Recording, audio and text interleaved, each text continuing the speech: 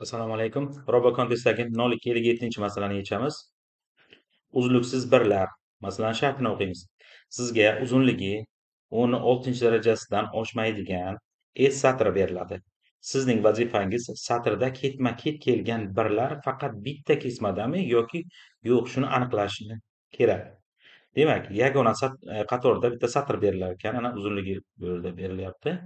Demak, chiquvchi qatorda berilgan satrda ketma-ket kelgan birlar faqat bitta kesmada bo'lsa yes, aks holda no deb chiqaring deyapti. Xo'sh, ana bu yerda. Bu yerda yes deb chiqarishimiz kerak. Nimaga? Chunki ana bu birlar faqat bitta, bir boshlandimi bir, o'sha boshqa bir yo'q. Ana bu yerlarda bir yo'q. Ya'ni bitta kesmada alohida tarqoq boshqa bir yo'q. Ya'ni chap tomonda, o'ng tomonda 0 bo'lishi mumkin, lekin bir boshlandimi, shu boshqa alohida yana orasiga 0 yo'q. Mana bu yerda ham shunday. Ana bu tomonda 0 bor, bu yoqda 0 bor, o'rtasi birlardan iborat. Mana bu yes deyapti bunda. Bunda esa no deb chiqarishimiz kerak. Nimaga? Chunki ana bir boshlandimi, lekin orasida 0 bor, yana alohida yana bir boshlandi.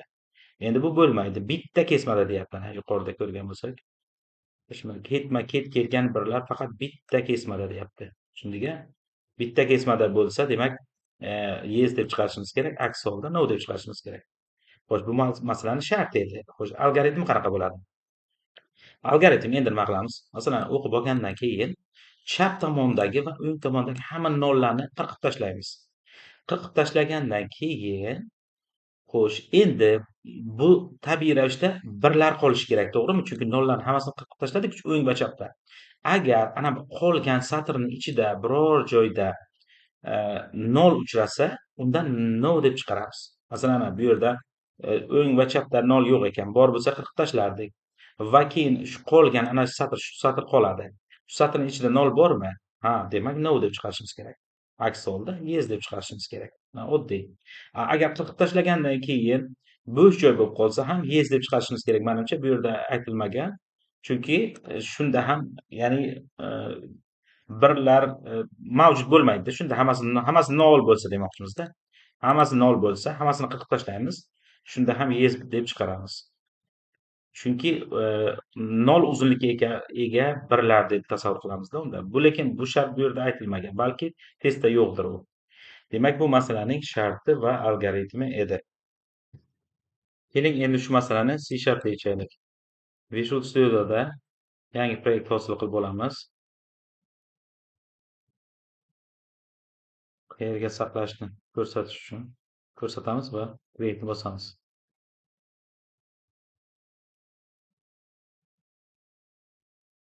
Xo'sh, ortiqcha bibliotekani o'chirib tashlaymiz.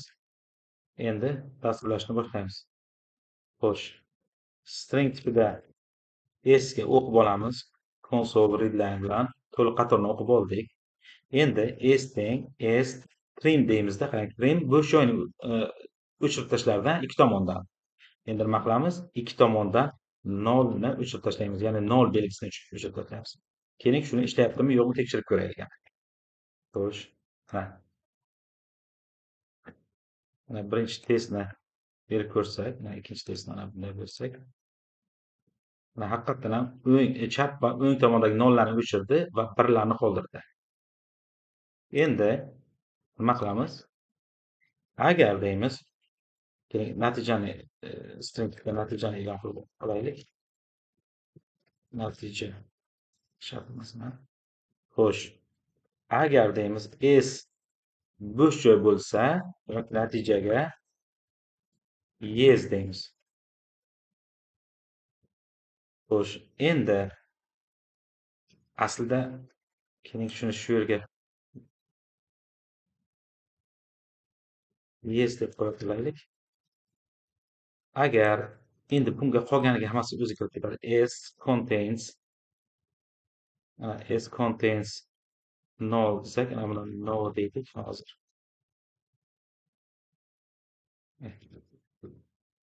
Xo'sh, ana bu natijani chiqaraylik. Xo'sh, ana unda kaltaroq bo'ladi-da, qisqaroq bo'ladi. Xo'sh, nima qildik? Yana tushunib olaylik. Bu yerga to'liq qatorni o'qib oldik S ga, to'g'rimi? S ni xohlasak ana bu yerni o'zida, ana bu yerni o'zida mana bunday qilsak bo'lardi. Buni bu qismini bo'ldi. Yanada qisqartirdik. To'liq qatorni o'qib oldik va e, e, o'qib olishimiz bilanoq o'ng va chap tomondagi nollarni o'chirib tashladik va esga yozdik. Endi natijaga yes deb oldik. Xo'sh, haqiqatan ham bitta kesmada deb o'ylaylik. Endi qirqib olganimizdan keyin mabodo esni ichida nol bo'lsa, uni noga o'zgartiramiz. Aks holda yesligicha turaveradi, to'g'rimi? Va ana natijani chiqaramiz. Shunda yanada qisqa bo'ladi. Mana keling shuni ishlatib ko'raylik endi. Mana birinchi testni bo'lib ko'ramiz. Yes deyapti, to'g'ri. Ikkinchi testni tekshirib ko'ramiz. Yes dedi, to'g'ri. Va uchinchi testda no deyish kerak. No dedi, to'g'ri. Endi buni olib baholash uchun yuboramiz. Va bu yerdan C# mono emas, C#.net tanlaymiz va yuborishni bosamiz. Endi kutamiz. Kompilyasiya qilyapti bu. Testlardan o'tyapti. 100 ta test bor edi, boya Javada ko'rdik.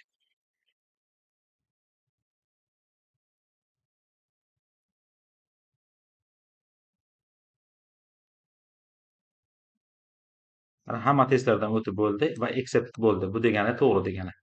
Demak, bu masalaning C# yechimi edi.